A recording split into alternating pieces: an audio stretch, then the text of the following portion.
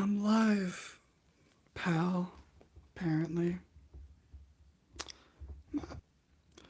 Here we go, live again. First time for the real time, blah, blah, blah.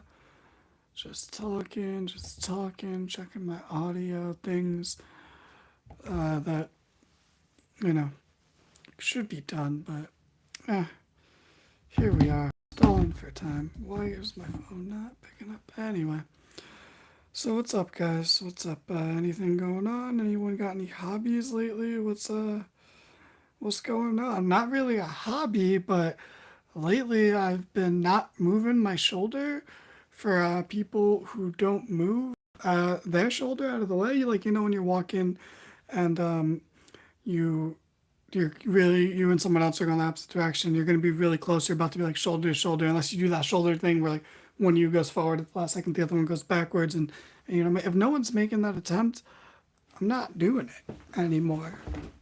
So yeah, that's my hobby lately. Fun stuff.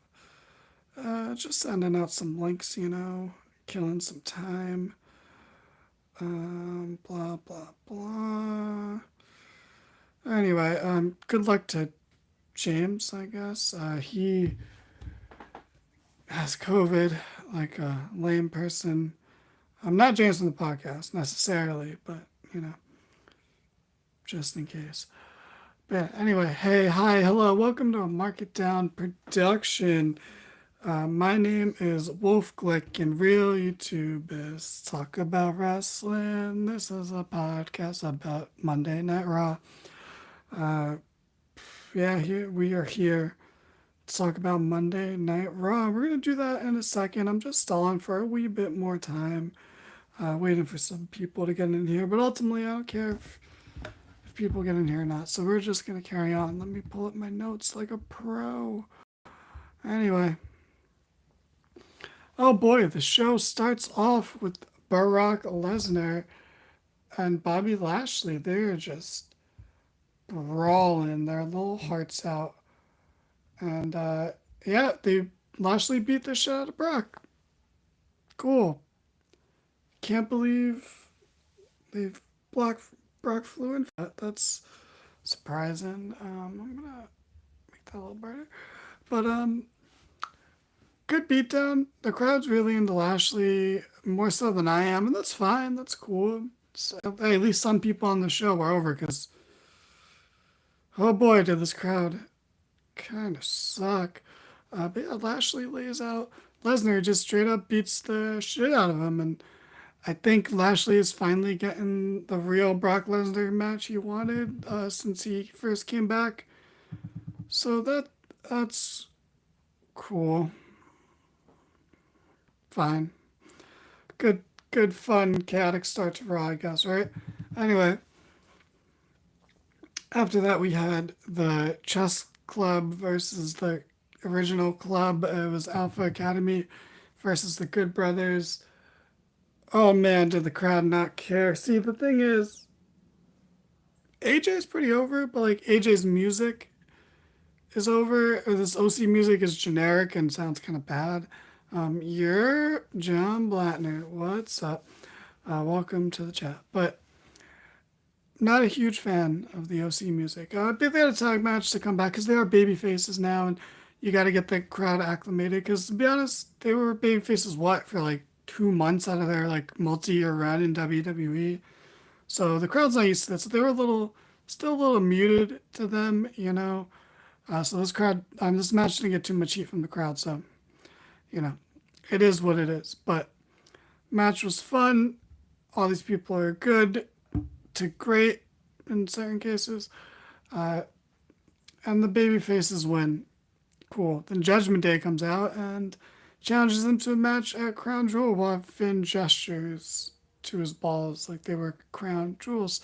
Uh, I like Hyena Finn, Judgment Day Finn, if you will. It's growing on me. It was lame at first, and it's still kind of lame, but something about the Judgment Day has just become good. I think they've just been there every week, so we're all starting to mistake it for being good, and we'll take those sometimes, you know.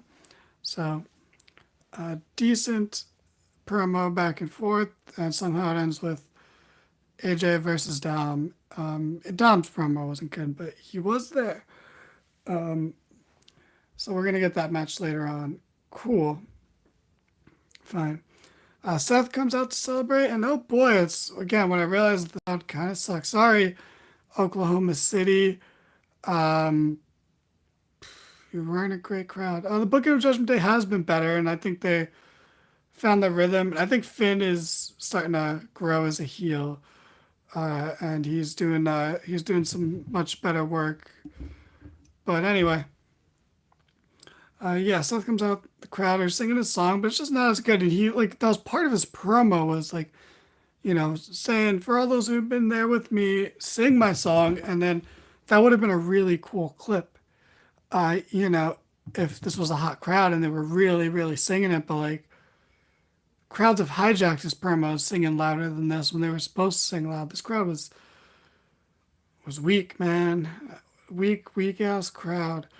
But then he's, Seth's got a "You tapped out" chant, which even that chant was fucking faint from this crowd. But he said he tapped out as a strategic move to preserve himself so he could win the United States title for you guys, for you people. So I like that touch. I said this the past couple of weeks, but I do like Seth's heel character that actually wants the crowd to cheer him and plays along to it because it helps feed his ego. I think he's balancing that so well. And then at least in moments like this, that would have been so much better in a better crowd. Again, I don't want to keep harping on it, but I'm gonna because I don't have much to talk about this show. So I'm gonna keep talking about it. This crowd was kind of whack, at least in my humble opinion. Ali interrupts, which is cool. I mean, but this would be better if he didn't lose to Robert Lashley 2 weeks ago, and lose cleanly to Robert Lashley, But he says that he's next in line, even though I thought he got a title. Whatever. Uh, who cares at this point? The promo goes back and forth. Ali is great. I love him. Seth is great. I love him. They brawl. Fun stuff. But then Seth stands tall. Ali is like getting pushed, but he's getting pushed by getting beaten all the time. The more things change, right? Huh. Maybe it's not so different after all. Anyway, I'm glad Ali's doing stuff. I just have questions. But anyway, next up, it was the Huggers of Dakota Kai and Io Sky versus Candice LeRae and Bianca Belair. And fun match. Io took a rough bump from a tag team move from Candice and Bianca. It looked real rough, but she seems okay, so all fine, I guess. And the Huggers win. Another rare loss for Bianca, which I know is almost a contradictory statement that it's another rare loss, but yeah, she didn't get pinned in this one, but still, that's a good win for the Huggers who definitely needed it. Candice's booking since coming back has been so weird. She beat Nikki, she lost to Dakota, which is good, but then she beat Bayley last week. Now she's getting pinned this week. I don't get it, but okay, sure, why not? But yeah, fun match, good win for the tag champs, and they have a tag title match on Friday. So it's good to have them on both shows. That's one of the good parts about having the float-in champs. And then we had a backstage interview with Riddle that I enjoyed to some degree. What Riddle said was nothing, but it was like a three-pronged backstage interview. He said his stuff. He did his Matt Riddle goofy shtick that sometimes is fantastic and other times is a little. But then he sees Mustafa Ali walking backstage and he's like, "Hey man, it took a lot of guts standing up to Seth, even though he got beat up. And if I win the U.S. title tonight, I'm going to give you the opportunity you deserve." And I wasn't sure if Ali was going to feel patronized by this or not, but he didn't, and he was appreciative of it. And then they overheard Miz screaming like a little baby because he slipped on some water and hurt his leg. And like we all knew this was fake. This is literally what he did when he had to face Bobby Lashley for the title. God, was that 2 years ago already? Holy shit, almost 2 years ago. But this I don't care in this case. This is good. This is what Miz should be doing. This is Miz's lane, and this is what the exact kind of he should be scared to fight anyone if you're the Miz, because who the hell can Miz be in a fight? Like, so I don't blame him here. And he is the victim here ultimately. I know Netflix is making stalkers and serial killers real quirky and charming right now, but uh, you know, I don't see how Miz is the bad guy here. But they are finally starting to try to maybe explain that, so cool. Guys, I have a plant in the shop this week, and I'm not doing anything about it, by the way. But anyway, we'll get back to that later. It was a running thing throughout the show where the Miz was feigning this injury to try to get out of the match, like a Miz, like a Miz should. But anyway, I'm already lost. Holy shit. Anyway, Cora Jade asked Rhea Ripley to go with her to the My Chemical Romance concert. And I thought that was sweet. So that's nice. They look like, yeah, that makes sense. So JBL's here for some reason. Hall of Famer, I think. JBL, which stands for Jonathan B.S. Layfield, I believe.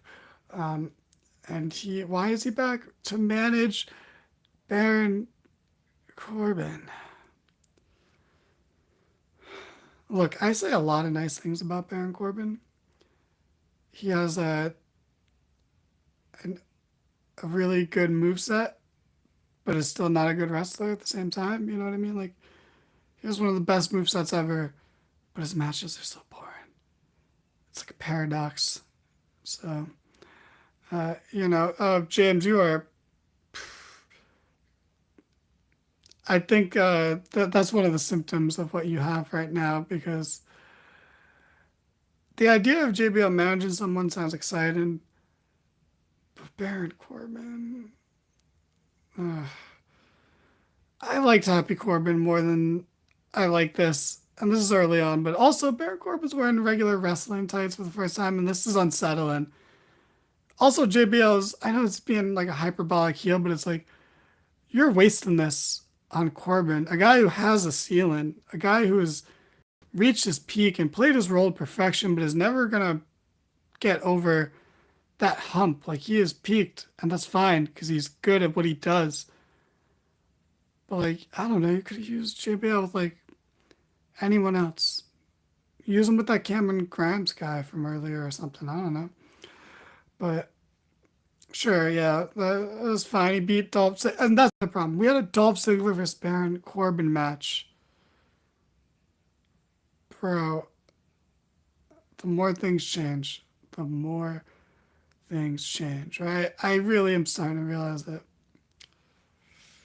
it's it's not all sunshine and rainbows. And no, I don't think it has anything to do with the Bray Wyatt thing. I think that's just all misdirect, because that's what happened on SmackDown. Like, his image or his thing would flicker during other parts of the show. And I don't think it's related. I just think it's all just in line with how this has been advertised so far. But oh god, James still wishing it was 2017 plays into a running joke in our group chat that I don't want to bring up on the air, but at least not with him here to make a face about it.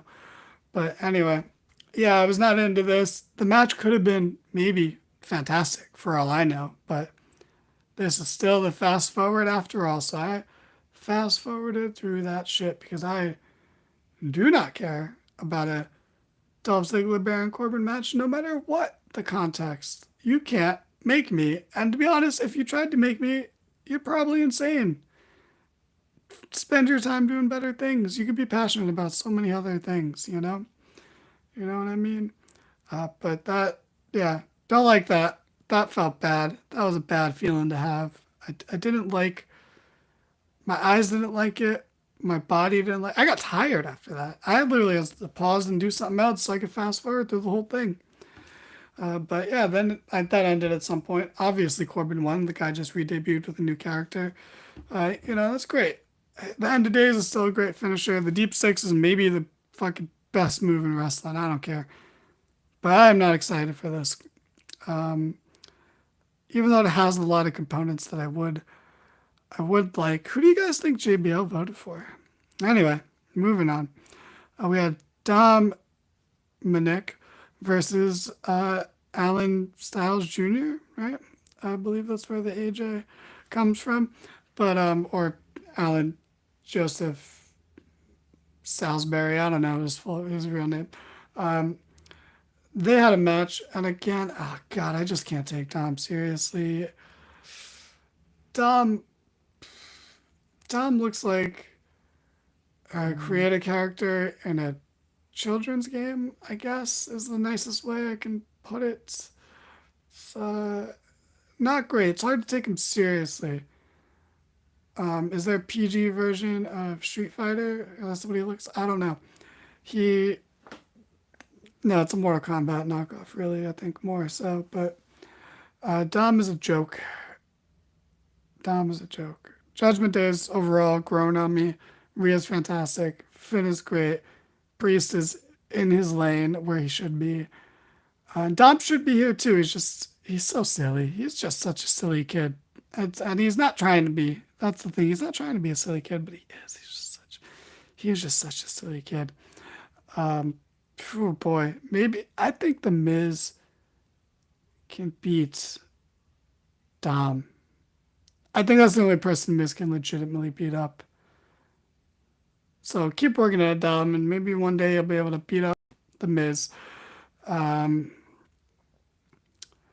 SNES would heavily censor Mortal Kombat. Fucking bullshit, man. Get over here with that bullshit.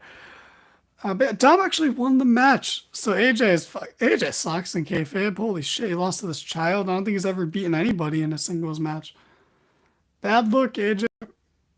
Not doing a great job leading your faction. Finn beat Edge in an I Quit match. And as you saw in our review of Extreme Rules, we didn't review the show. So you'll never know what we thought. But anyway, can't believe Dom won.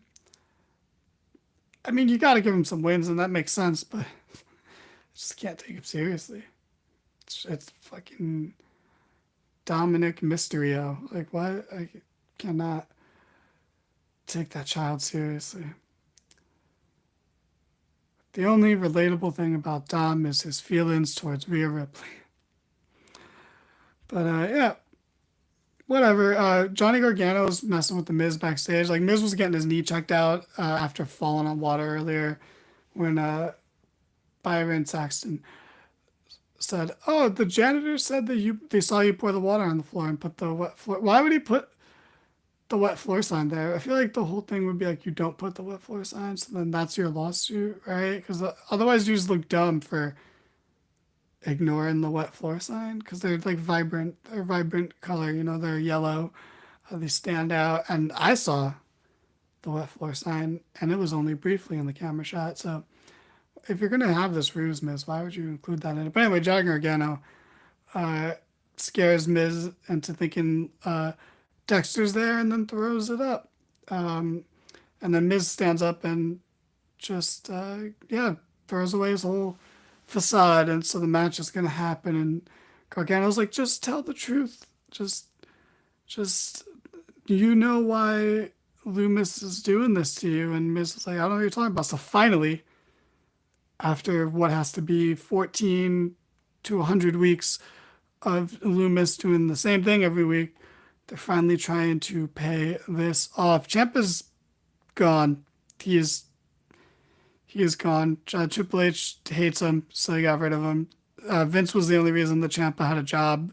Now that Triple H is in charge, Ciampa's gone, James, to answer your question. But yeah, So they're finally paying that off, and so I won't complain about that because now there's actually some here. There's some substance potentially, but I'm not super excited for it. But I will say I do think the Miz is doing a good job, and I'll rag on the Miz till the cows come home. And I don't live near a farm, but I think he's nailing this because it's goofy, it's comedy, and well, it has to be comedy, otherwise it's too dark a subject matter for wrestling to handle. You can only do these things via comedy, otherwise they really are tone deaf. But anyway, they're gonna have a match, and Dexter is making his entrance, and Miz just hits him with the chair. I thought the first chair shot was really nice, and the camera angle was good, and Lou Miz's selling of it was great. And then Miz proceeded to hit the worst looking chair shots ever, maybe, arguably. Absolutely terrible. There was no angle that you could film it from where you couldn't clearly see him not hitting Dexter with the chair. It was very, very bad. Maybe you're a little too safe, Miz, you know? I, I don't know. So there's no match after advertising it for a week. And this was like one of the main selling points of Raw, I think. And Loomis is one of the most over people on the show, oddly enough. We're really canonizing these fucking stalkers here. Is this a weird indictment of the wrestling fandom? I don't know. Maybe. I took like one philosophy class, so I really am obviously qualified to talk about it, but I don't know if this is a platform to do so, you know? But so there's no match. And that's weird because I was actually looking forward to it, and now I'm just looking forward to it less, but I am interested in what the reasoning behind it is. And it seems like we're finally going to get that either next week or knowing WWE the week after. Because again, the more things change,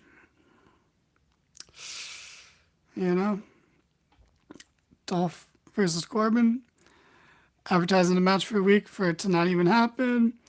Brock Lesnar coming back.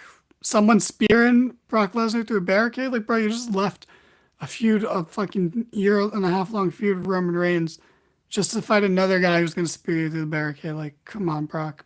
Do better. But whatever. I'm sad about this. Anyway, that's pretty much it. Then we had a return that no one saw coming ever. I don't care what you say. You didn't see it coming. No one's ever seen it coming.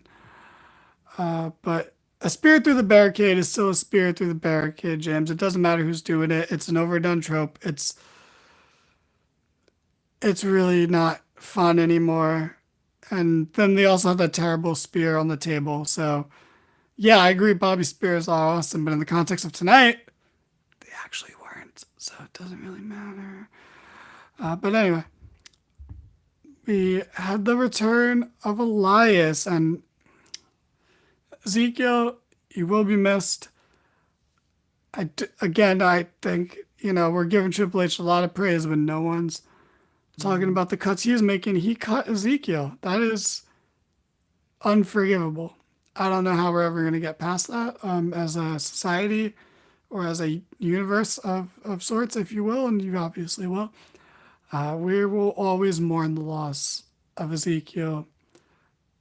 He will be missed. His run was near perfect. I don't know how much better it could have been. I think it was a home run from start to finish. Perfect, perfect run. Put him in the Hall of Fame. No one's gonna have a better career in terms of percentage. No one's gonna have as many hits as him. His batting average is like 997 right now. It's so what, might as well go out in a blaze of glory. The brightest stars burn the quickest. So that's fine. Elrod's not. No, we're not talking about Elrod. Elrod's a loser. He could be one of the White Six for all I care at this point. Elrod's no. It's Ezekiel. I used to think Elias was great until I saw his brother. But Elias is back, and it is nice to see him. Although it is sad we'll never see Zeke again, as he informed us that his career has unfortunately been cut short thanks to heel Kevin Owens. Where's Kevin Owens been? You want to ask where Champ has been, James? Where the it's Kevin Owens been your fucking biggest babyface until fucking Bray came back. I'm sorry I'm cursing. Oh my god, I'm so sorry, children. But He's back and he's here to sing a song, and he gets interrupted by Matt Riddle with some bongos, and he's like, "Yo, you want to hit my bong?" We joke, which when we get to 420 subscribers, two of us will do the podcast. Hi, we're only 10 subscribers away from that goal. Closer than we've ever been. But anyway, he Riddle just says, "I'm a fan," blah blah blah, and Elias is like, "Okay." He's softened up about it. He's like, "Okay, you can sit there, and then one day we'll perform together." And that's good. First of all, I am not advocating for drugs or anything. I'm just saying a lot of the best music comes from people who smoked weed at some point or another. Anyway, I'm so sorry. My mic acted weird right there. I don't know why the volume went down. Anyway, uh, he's about to play, and then Seth Rollins interrupts for the double interruption. The more things change, all right? Elias comes back, gets interrupted. He's been gone. They're like, "You know what? We're going to interrupt you twice." Okay, it's not once isn't enough. It's been too long, my friend. You need to be interrupted twice. So it's time for the U.S. title match, which, god damn it, I do not want to see Matt Riddle and Seth Rollins wrestle anymore.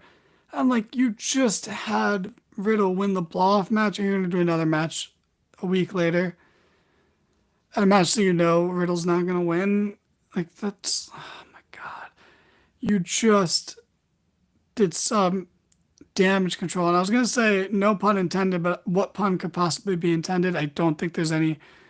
Why would damage control be a pun on a wrestling podcast? I don't know. Like, I know Bailey and the Huggers talk about control all the time, but they're called Bailey and the Huggers. Like, I don't know why I would say no pun intended. But, you just did some damage control with Riddle and had him win the feud and then go their separate ways because you had a plan for Seth and you had nothing for Riddle, but he would at least get the win.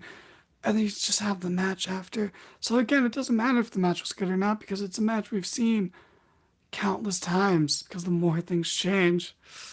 Uh, but Elias is there this time, so that's different, right? I mean, if we had a fight pit and David Cornball as the special guest enforcer or whatever at the pit, you know, so that was different, but this is different because it's a singles match like they've had before, but Elias is standing outside as, the Chekhov's guitar to whether he will or will not interfere. And it's really just a matter of, is he going to turn heel or is he going to stay face? And he technically stayed face because Rollins attacked him to lure him in, and then that got in the way of Riddle, who then lost via stomp, and then he was beaten up Riddle post-match. Ali came down and brawled and stood kind of tall. And that's that. So I like how there's multiple plates spinning for Seth. That's cool. Although I wish the one plate, the Riddle one, would stop spinning and be put away in the cabinet, because you don't need it anymore. You have other plates to put your food on and have your meals. So there's a lot of plates spinning there, and I don't know, maybe we're gonna get an Elias Riddle feud and Ali Seth feud, and that's cool. I'd rather an Ezekiel Seth feud. But that's fine. That's fine. Well, I'll get over the loss of Ezekiel one day. But I like that that's spinning. I just wish the Riddle didn't need to take this loss here. This match didn't need to happen. You didn't have to do it. The Dexter Lumis Miz could have honestly main evented the show. Lumis is like one of the more over people in the show. It's probably like, I guess Brock because he was there, Seth, Bobby, Lumis, Riddle. And that's really sad to say out loud, but that's the way it is. People love them. Some stalkers apparently. Speaking of stalk, hit the stalk button. Hit the love button and all the YouTube buttons. You know what they are. I didn't have to say them, but you know what they are. You know what they do, and we're We're doing big things on the Market Down podcast. Big things popping, little things shopping, as Ti used to say, or Tip if you knew him in Atlanta, which you wouldn't know that he was from because he never talks about it. But yeah, enjoy. We have social medias. They probably won't be in the description, but maybe they will. It's usually Markdown Pod, I think. I don't actually know. I shouldn't say that, but yeah, I'm rambling. Not rabbit like, but I am rambling. Have a good night. Don't get sick. Wear a mask. If you're in a large group of people, use some hand sanitizer. Um, be nice to animals. Don't drink and drive. And, don't lie to people on the internet. Um, that's it. Go home. Raw was whatever. It wasn't bad, but it was kind of boring. So, uh, probably give it a 59 or a 60 out of 100, I guess.